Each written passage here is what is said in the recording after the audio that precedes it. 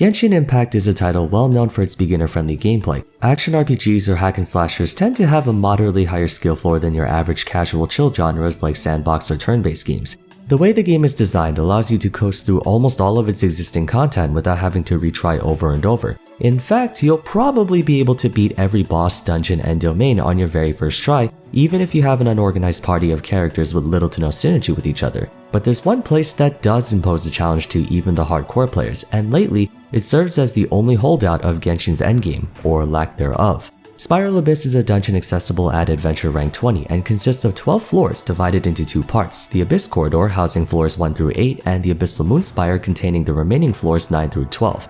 Unlike other domains which have only one area, each floor of Spiral Abyss puts you through a gauntlet of enemies, usually accompanied by a challenge of some sort. Defend the monument, clear the chamber in record time, etc. The deeper you go, the stronger the enemies become, to the point where they would probably be more challenging to take down than actual world bosses. Beginning at the 5th floor, the number of chambers per floor doubles from 3 to 6, requiring you to bring 2 separate parties and have them participate in alternating fashion. Each chamber begins with Party 1, then goes to Party 2.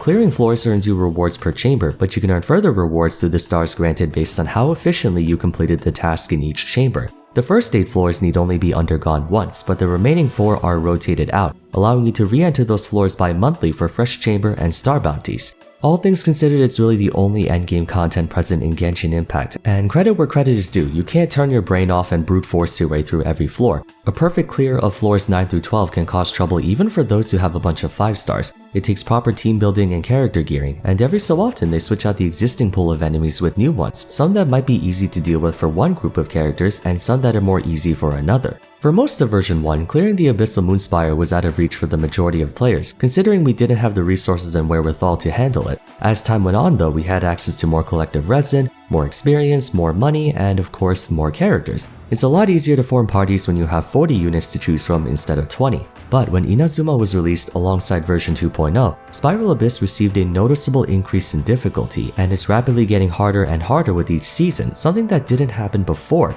The difficulty of each iteration in version 1 has remained the same all throughout. Now that might have been due to players needing time to catch up to the difficulty scaling of Spiral Abyss like I mentioned earlier. Even so, the inclusion of new enemies, boss characters, and the bar continuing to rise higher and higher just for a full completion has spurred a lot of discussion about Genshin's only endgame content becoming disproportionately more onerous than most people can keep up with. So today, I wanted to discuss a few things about Spiral Abyss that are worth bringing attention to. As I brought up before, if you're caught up with the story and take care of your daily quests, resin usage, etc., there's really not much to do in the game. Not that uncharacteristic for a gacha title, it's pretty hard to create real endgame content in a game designed to limit the amount of time you can theoretically play per day. Even so, Spiral Abyss does give players, especially the whales and tryhards, something to strive for. On paper, the dungeon is a perfect place to test the limits of what characters are capable of. You're not allowed to eat food or use consumable items, and you compete in a boss rush dungeon crawler-esque format. Classic case of endurance gauntlet. You have to construct a team who can sustain themselves for long periods of time without being able to use items or go to statues to regenerate like in the overworld. To aid you in chambers, you have access to buffs that last either for the chamber or the entire floor, and it comes in 3 forms per chamber: increased damage, increased survivability, or increased defense. And believe me when I say, the buffs you choose matter a lot. Many players intentionally wait to continue floor 10, 11, and 12 until they get a good roll since the buffs change per day. Understandably so, if you can score 8% crit rate and 15% crit damage 3 times over, that's 24 crit and 45 crit damage for free. Anyways, Genshin's community has mixed opinions on version 2 Spiral Abyss. A lot of the new enemies introduced, like Rift Hounds, Rune Sentinels, Spectres, or the mini-bosses like the Abyss Heralds and Lectors or the Samurai guys, are not only difficult, but kind of annoying to deal with unless you have the right characters. The general consensus with the past 2 seasons is that it's very apparent MiHoYo won't make it easy for just anybody to get a perfect 36-star clear. And I speak from experience, even though I don't have the most stacked account, I like to consider myself a whale. Even then, it took a few tries for me to full clear floors 9 through 12. The direction in which it's going is starting to highlight a lot of issues with how MiHoYo views the concept of endgame content. Technically, Spiral Abyss is entirely optional. You don't have to clear it twice a month if you don't want to, and honestly for many players, it's not worth the stress. Me personally, I enjoy these types of challenges because I'm always curious to see how far I can push the limits of what I have, no matter what the game. But in fairness, you're effectively only doing this content out of desire for personal completion, not so much rewards. Thus, everyone's motivation for taking on Spiral Abyss comes from themselves, not the game.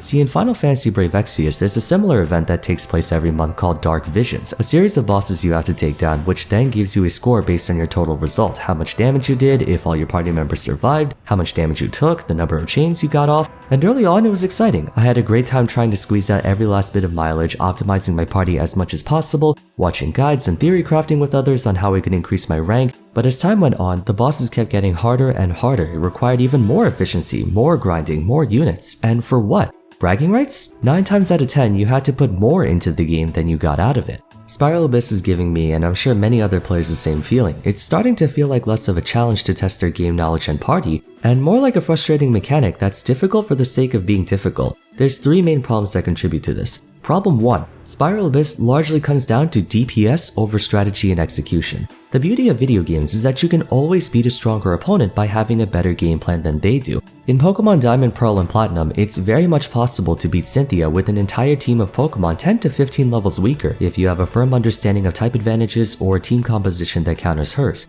I've seen people take on Red and Heart Gold and Soul Silver with a team of level 50s. Super Smash Bros. Routinely sees weaker characters taking down stronger ones due to the player piloting the weaker characters simply being better at the game. For a long time, players have been able to complete floors 9 and above not by having all the best characters or best weapons, but by formulating a strategy and win condition that makes up for the difference in collective strength. However, skill can only get you so far. You need good weapons and equipment alongside technique. There's a reason for the saying, don't bring a knife to a gunfight. It doesn't matter how good you are at using a knife, if the person with the gun is at least a half decent shot, there's nothing you can do. That's the direction in which Spiral Abyss is going right now. For a while, players have been able to mend the gap between their lack of good characters and or equipment through synergy, but at a certain point, the chambers will have enemies that are just too strong for most average players to handle. I won't go into the mathematics all that much, but at the current moment, the health scaling of Spiral Abyss is outpacing the average rate of progression in the game. If you're a free-to-play player, unless you've been here since day 1, there are straight up not enough resin and free primo gems for you to keep up with the difficulty scaling of Spiral Abyss.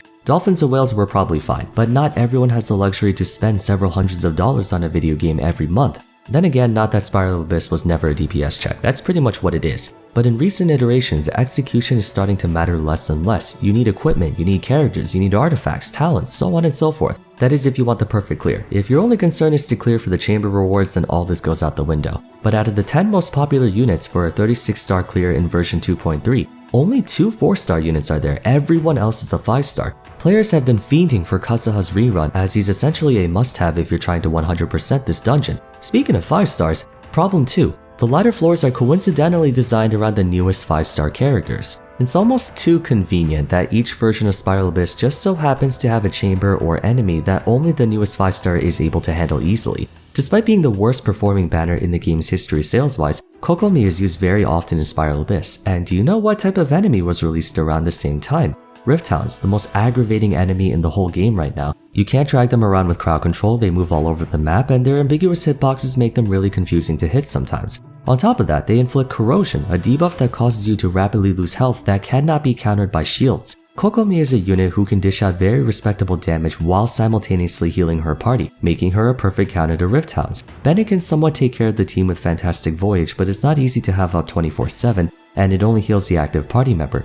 Other dedicated healers like Chi-Chi and Barbara don't work either because you lose too much damage slotting them into your team. From what I know, Floor 12 is virtually impossible to complete without some form of the Raiden National Team. For the uninitiated, Raiden National is a variant of the National Team which consists of the 3 strongest 4-star units in the game, Xiangling, Xingqiu, and Bennett plus a damage dealer, currently Shogun, creating a team that has everything you need. Burst, DPS, sustain, area control, everything. Just about everyone under the sun uses the Raiden National Team to some extent, essentially requiring you to have Shogun to comfortably score a perfect 9-star clear on Floor 12.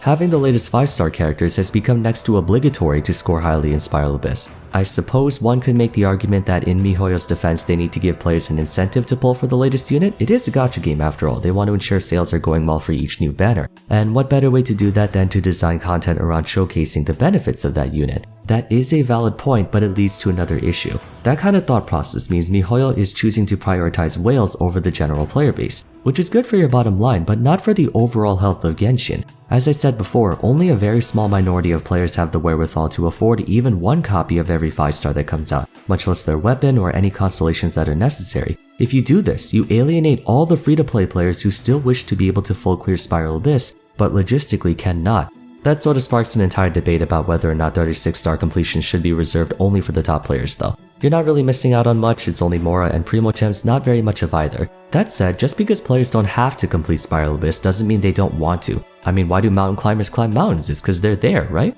And while we're on the subject of rewards, Problem 3. Difficulty continues to rise without any changes to rewards or options to increase current roster power level. The star bounties have remained the exact same since the beginning of Genshin's release, 150 Primo Gems and 60,000 Mora per floor. That's it. You don't even get enough gems for a single summon, hence why I said the only motivation players have for doing Spiral Abyss is because it's the only endgame content we have to work with. It's objectively not worth the effort. You would have to 9-star 100 floors to make up for the 5-star you had to pull just to do that. And not only does each version get more and more difficult, but the game doesn't give you anything to make your character stronger. That's another thing. There's nothing you can farm for in Genshin. You can't grind for constellations, you can't grind for 5-star weapons, you can't grind for weapon refinements, nothing. There's no long-term progression in this game. In other words, Spiral Abyss gets harder while your current roster power level stays the same. So the only way you can progress, in air quotes, is to get the newest weapon or newest unit.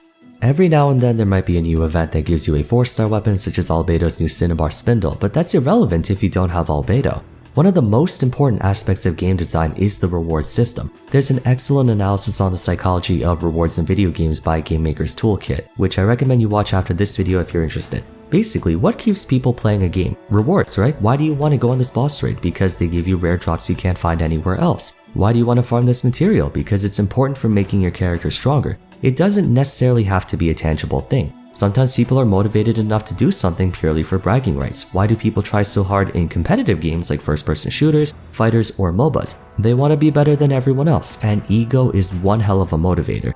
But when it comes to Genshin, there's no sense of personal desire to do anything because that's not how it was designed. I mean, perhaps a small group of players really enjoy making their own house in the teapot, but building is not really the essential experience of the game like it is in Minecraft. Genshin Impact is about grinding and collecting. Every day you hunt enemies for drops, pick things up on the ground, go into domains to farm artifacts, materials, all so you can get stronger. It's explicitly built with a reward structure in mind. You do X task to receive Y reward. Spiral Abyss is the only thing a person can work towards once they complete everything, but there's no reward behind it. Imagine if a perfect 36-star clear gave you a free Stella Fortuna you can use on any character. That would instantly make Spiral Abyss worth doing, and it would give players a long-term thing to grind for. Even if you can't afford all the fancy new characters, they can at least bolster the strength of the ones they have. It gives you a sense of long-term fulfillment, a reason to log on every day and make your units stronger. Mind you, I don't think even half of the player base goes into Spiral Abyss, so maybe players don't care about this as much as I and the meta players think they do, but I still think it's something worth thinking about. Genshin's biggest issue has always been a lack of things to do. But that's kind of part and parcel for gacha games, it comes with the territory. What's different about those games versus Genshin is that a lot of other titles have something for you to think of long term in between the events they make for you. For example, why do gacha games have coin shop events? Because coin shop events are an easy way for people to log on and grind. The only events I actively participate on in Genshin are those with coin shop events like the Labyrinth event or Dragonspine with Albedo and Eula, because they sell stuff I can use to build my characters even further. That should not be exclusive to events, that should be present in the base game, just further accelerated by events. Spiral Abyss can very well be that non-event grind motivator, and it is for a lot of players already. People are just starting to burn out because we get no compensation for all the hard work we put in. But what do you guys think? Do you agree or disagree with my thoughts on Spiral Abyss? Or if there's something else I haven't mentioned that you think is worth bringing up, feel free to share in the comments. If you enjoyed the video though, I'd appreciate it if you gave it a like, subscribe to the channel for more content like this, consider following me on Twitter, joining my Discord server, and checking out my other discussion videos if you haven't yet. But for now, thank you all so much for watching, and I look forward to seeing you again soon in the next video. Take care.